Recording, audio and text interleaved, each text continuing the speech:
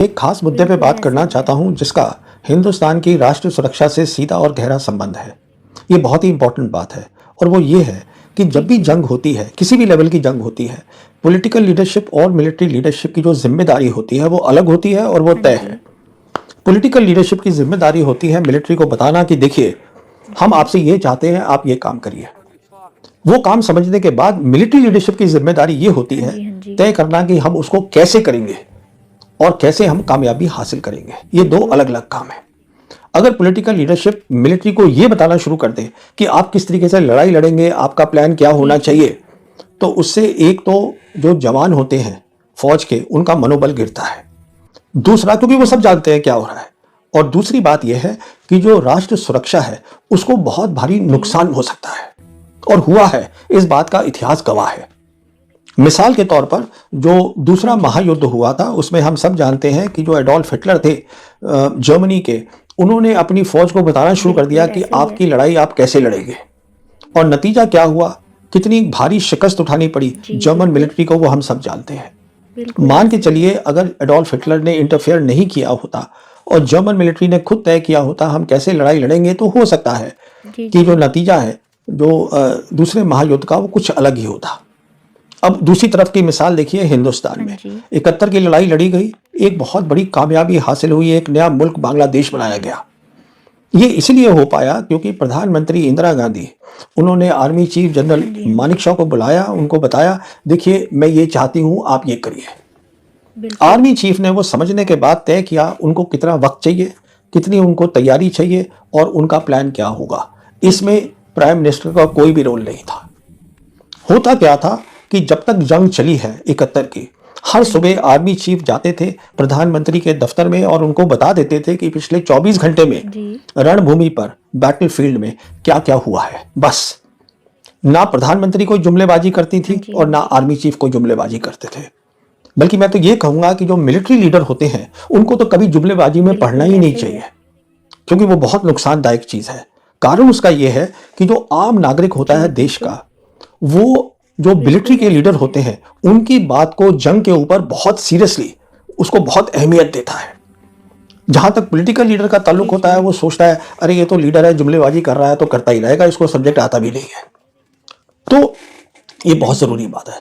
अभी हम क्या देख रहे हैं कि जब से ये प्रधानमंत्री मोदी की सरकार आई है, जी। चीज़ें बदल गई हैं। अब मैं ये चाहता हूँ कि आप ये 2.5 मिनट की क्लिप है, थोड़ी लंबी हाँ जी, है, हाँ जी। इसको आप ज़रूर सुनिएगा, उसके बाद हम अपनी बातचीत जारी रखेंगे। तो ये क्लिप में क्या है कि बिल्कुल। एक चाणक्य डिफेंस डायलॉग हो रहा है नवंबर के एंड में दिल्ली में। तो ये कर्टन रेज़र है, उसके तहत आर्मी चीफ जी, बता जी। रहे हैं ऑपरेशन सिंदूर के बारे में, छोटी की क्या-क्या चीज़ें हुई, तो उसको आप सुनिए। तो आपका असेसमेंट क्या है इसके हाँ जो जी। जो रिजल्ट्स रहे उसका आकलन क्या है ऑप सिंदूर 1.2 अगर मैं कहूँ 1.0 तो जी। देखिए, मैं तो ये कहना चाहूंगा कि मूवी शुरू भी नहीं हुई थी, सिर्फ एक ट्रेलर दिखाया गया था और ट्रेलर के बाद 88 घंटे में वो ट्रेलर हाँ जी, खत्म हाँ हो जी। गया था। तो आगे आने वाले हालात कैसे होंगे, ये इसके बारे में हम पूरी तैयारी करके बैठे हुए हैं। बिल्कुल और ऐसा अगर ही कोई है। ऐसा हमें मौका देता है पाकिस्तान, तो हम उसका भरपूर एक शिक्षा प्रदान करना चाहेंगे उसको कि जी, कैसे एक बिल्कुल। जिम्मेवार नेशन को अपने बिल्कुल पड़ोसियों से ऐसा ही बिहेव है। करना चाहिए। तो अगर हम एक ऑनगोइंग ऑपरेशन की बात करते हैं तो इंडियन आर्मी उन चैलेंजेस के लिए हमेशा तैयार है। देखिए, हर जब कोई भी ऑपरेशन होता है जी, उससे जी। कुछ ना कुछ हम शिक्षा ग्रहण कर सकते हैं।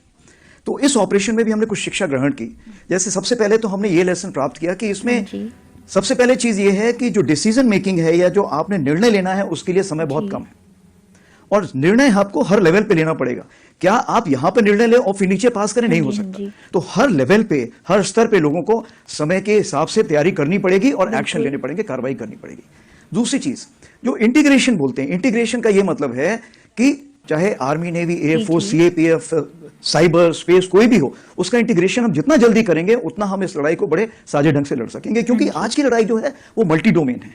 अगर मैं बोलूं सिर्फ आर्मी अकेले लड़ सकती, नहीं लड़ सकती, हम सबको मिलकर लड़ना पड़ेगा। जी। जो सैटेलाइट है वो बताएगी कि कौन कहां पर बैठा हुआ है, और जो उसी प्रकार से जो हमारे साइबर हैं उसका ये है हाँ कि जी, क्या हाँ जी। मुझे एक, मान लीजिए एक ड्रोन आ रहा है, तो ड्रोन के लिए क्या मुझे फायर करने की जरूरत है या मैं उसको इलेक्ट्रोमैग्नेटिक स्पेक्ट्रम या बिल्कुल लेजर से ऐसा किल ही कर है। सकता हूं। तो बहुत सारी चीजें हैं जो इतनी आपस में घुल मिल गई हैं कि हमें उसमें साथ में बैठ के सोच विचार करना जी, पड़ेगा। बिल्कुल। तीसरी चीज ये है कि लड़ाई बिल्कुल ऐसा कितने ही दिन है। चलेगी ये आज हम नहीं बता सकते हैं।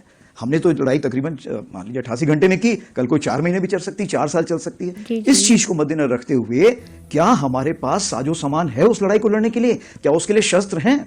अगर नहीं है तो उसकी हमें तैयारी करनी पड़ेगी।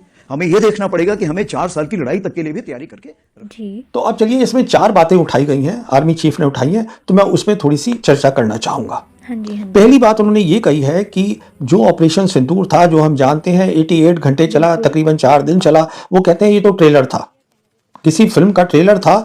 अगर अब पाकिस्तान ने कुछ भी हरकत करी, मतलब कि प्रॉक्सी वॉर अपनी अगर जारी रखी, तो हम जो है पूरे तैयार हैं और हम उसको ऐसा जवाब देंगे कि वो याद रखेगा। तो सवाल ये है कि ये जो ट्रेलर जिसको वो बता रहे हैं, उस ट्रेलर में हुआ क्या, चलिए वही पहले समझ लेते हैं। अब हम इसमें जानते हैं क्या हुआ कि आर्मी चीफ ने ही हमें बताया है कि इस ऑपरेशन का नाम सिंदूर ये प्रधानमंत्री ने खुद दिया था। इसका मतलब प्रधानमंत्री की डायरेक्ट इन्वॉल्वमेंट बिल्कुल थी ऐसा ही। ऑपरेशन के अंदर, जो कभी किसी प्रधानमंत्री ने नहीं की है हिंदुस्तान के। उसके बाद हम जानते हैं कि ये ऑपरेशन इंडिया ने स्टार्ट किया। बिल्कुल ऐसा। इंडियन एयरफोर्स ने मिसाइल्स भेजी टेररिस्ट इंफ्रास्ट्रक्चर पर पाकिस्तान के अंदर, और आधे घंटे के अंदर अंदर पॉलिटिकल लीडरशिप ने यह तय कर लिया कि अब हमें लड़ाई आगे नहीं करनी। और ये खुद रक्षा मंत्री राजनाथ सिंह ने पार्लियामेंट में बोला है कि आधे घंटे के अंदर जो है ये हमने, हमारे डीजीएमओ ने उनके डीजीएमओ को कांटेक्ट किया और उसको बताया कि हम ये रोकना चाहते हैं। उन्होंने मना कर दिया, हम नहीं रोकते, क्योंकि कोई भी मिलिट्री वाला जानता है अगर आप मिसाइल दागेंगे किसी की सरहद के अंदर तो वो रिटेलिएट तो करेगा ही, वो क्यों नहीं करेगा। तो ये भी इंटरफेरेंस थी पॉलिटिकल। अच्छा, फिर हमने देखा कि इंडियन एयरफोर्स का इस्तेमाल हुआ है टेररिस्ट इंफ्रास्ट्रक्चर पे। इंडियन एयरफोर्स कभी इस्तेमाल नहीं करनी चाहिए टेररिस्ट इंफ्रास्ट्रक्चर पे, पर मोदी सरकार ने ये 2 बार करी है। हाँ जी ये हमने देखा बालाकोट में हुआ, ये हमने देखा अब सिंदूर में हुआ। हुआ क्या, दोनों बार में जो कमियां होती हैं लड़ाई की, इंडियन एयरफोर्स की हर सर्विस की होती हैं, वो दुश्मन को पता चल गई। सबसे बड़ी कमी ये पता चली कि इंडियन एयरफोर्स इलेक्ट्रॉनिक वॉरफेयर में, जो बहुत इंपॉर्टेंट चीज होती है लड़ाई में, उसमें कमजोर है। तब भी थी, बिल्कुल ऐसा ही। 2019 में और सिंदूर में भी कमजोर पाई गई। उसके बाद क्या हुआ कि जी, बिल्कुल। इंडियन एयरफोर्स ने एयर टू एयर ऑपरेशन, जो कि खास होता है मिशन किसी भी एयरफोर्स का, उसमें हिस्सा ही नहीं लिया। तो ये भी ऑब्वियसली पॉलिटिकल डिसीजन था। और वो सोच ये रही होगी कि हम टेररिस्ट इंफ्रास्ट्रक्चर पे हम अगर मिसाइल भेज रहे हैं और दाग रहे हैं, तो एयर टू एयर ऑपरेशन का मतलब हो गया कि हम मिलिट्री टू मिलिट्री फाइट करेंगे, वो नहीं करेंगे। तो वो भी नहीं हुआ। तो कहने का मतलब ये है कि ये सबका नतीजा क्या निकला? नतीजा ये निकला, इंडियन एयरफोर्स ने तो एयर टू एयर ऑपरेशन में शायद हिस्सा लिया ही नहीं, और पाकिस्तान की जो एयरफोर्स है उन्होंने दावा कर दिया, पाकिस्तान ने दावा कर दिया कि हमने 7 फाइटर जेट इंडियन एयरक्राफ्ट के गिरा दिए हैं पहली रात को ही ऑपरेशन सिंदूर के।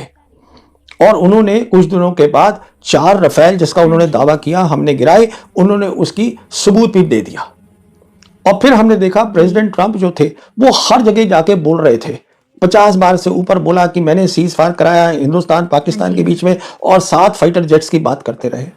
और पाकिस्तान के जो प्रधानमंत्री थे उन्होंने तो यूनाइटेड नेशन में जाके बोल दिया बिल्कुल ऐसा ही है। कि हमारी एयरफोर्स ने इंडियन एयरफोर्स के 7 जेट्स को मार गिराया है। पर इंडियन साइड से उसका कोई जवाब नहीं था, कोई रिस्पॉन्स नहीं था। बिल्कुल ऐसा ही है। तो उसका नतीजा क्या निकला? नतीजा ये निकला कि जहां तक पाकिस्तान का ताल्लुक था, ऑपरेशन सिंदूर जिसको कि आर्मी चीफ ट्रेलर बोल रहे हैं, उसके कारण पाकिस्तान का दुनिया में कद जो था बहुत ज्यादा बढ़ गया। हाँ जी जिसे हम कहते हैं उनकी जियोपॉलिटिकल प्रोफाइल बहुत ज्यादा बढ़ गई। और प्रेसिडेंट ट्रंप ने आर्मी चीफ के उनको पहले बुलाया, उसके साथ लंच किया व्हाइट हाउस में, और पाकिस्तान को एक स्ट्रेटेजिक रोल दे दिया।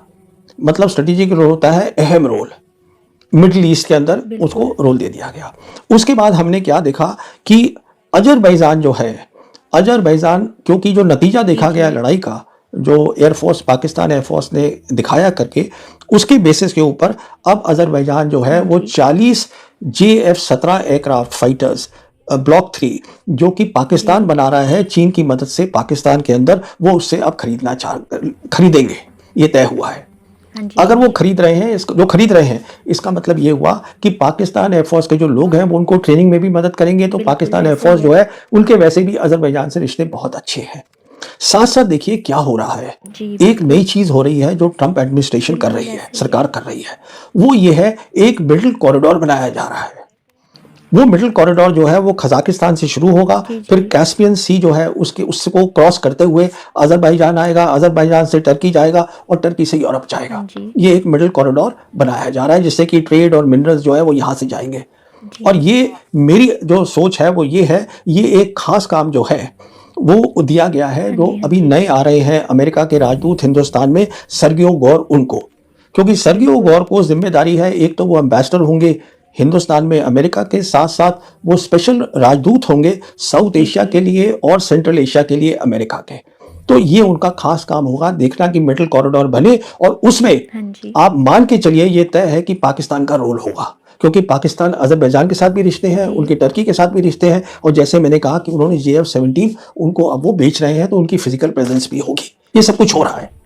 साथ साथ जो कजाकिस्तान है उन्होंने इन प्रिंसिपल जो अब्राहम अकॉर्ड है वो भी साइन कर दिया है, करने वाले हैं इजराइल के साथ, मतलब शांति चाहते हैं। तो अब्राहम अकॉर्ड जो होता था सीमित मिडिल ईस्ट तक, अब वो सेंट्रल एशिया तक भी चला गया है। सीमित था पहले ये सिर्फ अरब कंट्रीज तक, तो ये प्रोफाइल बढ़ गई पाकिस्तान की। साथ साथ क्या हुआ है कि इंडोनेशिया खरीद रहा था रफाल जेट, अब उन्होंने अपना मन बदल लिया है और अब वो बातचीत चल रही है, वो खरीदना चाहते हैं चाइनीज के 40 J-10C। ये वही जहाज है जिसको कि पाकिस्तान एयरफोर्स ने ऑपरेशन सिंदूर में इस्तेमाल किया था।